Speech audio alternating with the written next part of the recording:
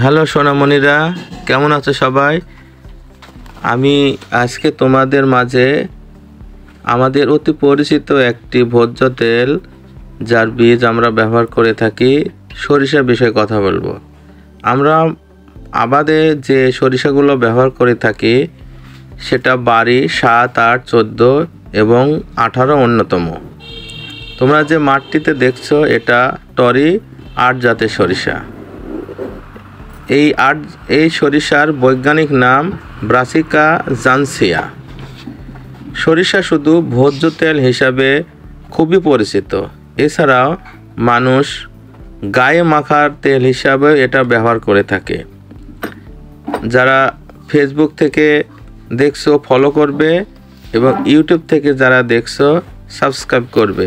আরও নতুন কি বিষয়ে জানতে কমেন্ট করবে। সরিষার কিছু উপকারিতা তোমাদের এখন জানাবো।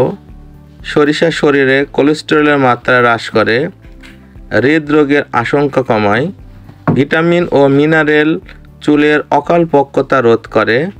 এটা অ্যান্টিঅক্সিডেন্ট হিসাবেও কাজ করে থাকে। এছাড়াও ক্যান্সার জনিত কোনো টিউমার গঠনে প্রতিরোধী হিসাবে কাজ করে। আমরা আমাদের খাবারে অবশ্যই সয়াবিনের সরিষার তেল ব্যবহার করব। ধন্যবাদ।